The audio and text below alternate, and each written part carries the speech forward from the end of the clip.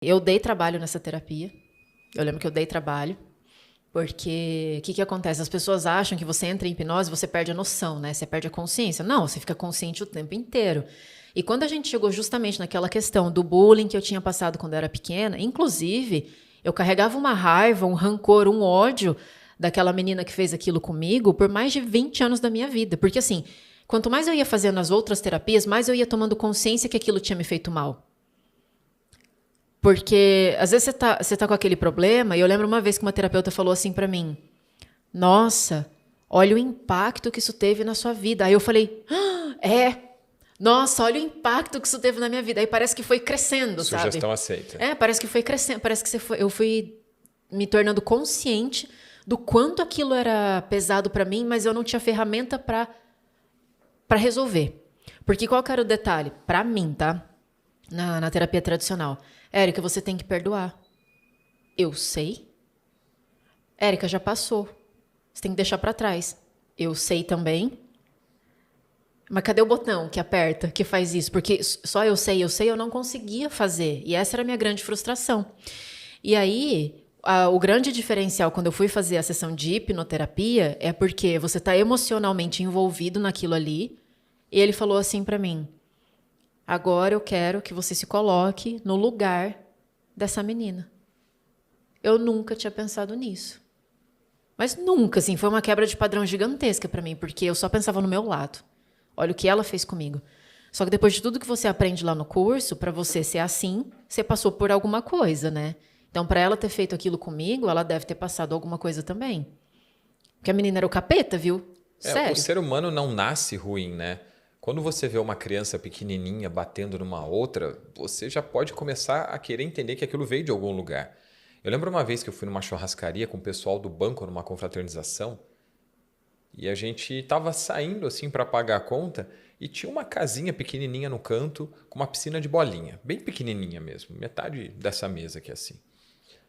Aí nisso tinha um menininho lá dentro, aí entrou um outro menininho, eles estavam brincando lá nessas bolinhas, e de repente chega um outro menininho um pouquinho menor. No que chega aquele menininho, aquele rapazinho que estava do lado de dentro falou: sai daqui, agora. Eu não entendi o que estava acontecendo e o menininho tentou entrar. No que ele tentou entrar, o menininho que estava do lado de dentro, ele chutou ele, empurrou ele com o pé para fora da casinha. Ele falou: aqui é o clube dos populares, você não é popular, sai daqui agora. Eu falei: caramba! Quem foi o bendito pai que criou esse demôniozinho tão pequenininho desse jeito? Um menininho prepotente e arrogante que devia ter, sei lá, 5, 6 anos de idade, tratando um menininho que ele tinha acabado de conhecer daquela forma. Aí você já entende, né? Como é que é o pai, como é que é a mãe, onde foi que ele aprendeu a ser daquele jeito. Só que eu acho que todo mundo tem um pouco de noção disso, mas profundidade de como acontece, a maioria das pessoas não tem, né? Que é o que eu não tinha. Então, quando ele falou, olha, no 3, eu quero que você se coloque no lugar dela. 1, 2, 3, você é ela agora. Aí, tipo, imagina que você tá olhando pra Erika agora na sua frente. Eu falei, gente, eu nunca pensei nisso. Como assim, né? E aí o tal do perdão, né? Tanto que as pessoas acham que na hora da hipnoterapia vai aparecer uma coisa. Nossa, nunca pensei nisso, meu Deus. Mas não.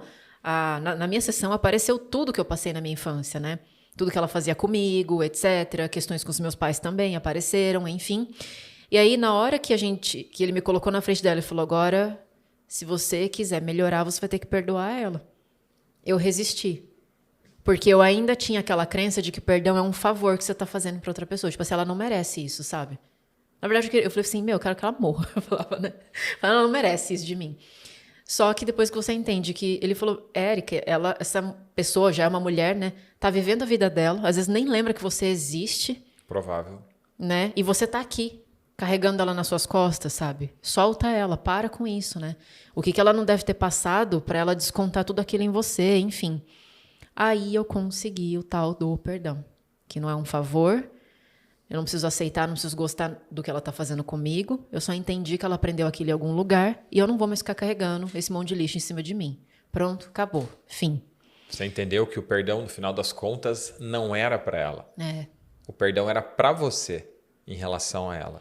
Era para você libertar aquele peso que por tanto tempo você carregou, te prejudicando, te adoecendo em relação àquela guria que tocou a vida dela sem problema algum, sem entender e sem lembrar daquilo que ela tinha feito.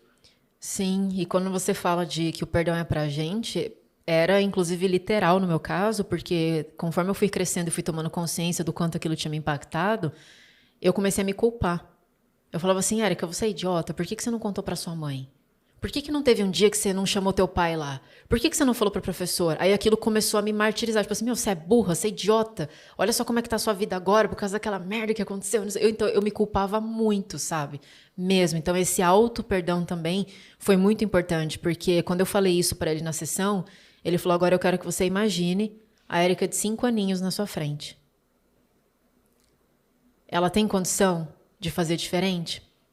Ela sabia que dava pra contar pra mãe dela? Ela sabia, então por que que você tá fazendo isso, sabe? Aquilo me quebrou, assim. Eu vi o quanto eu tava sendo cruel comigo mesma, né? E foi o que me ajudou. Então eu falo assim, cara, depois daquele dia, obviamente que não foi abra os olhos e sua vida tá completamente transformada, né? É um processo.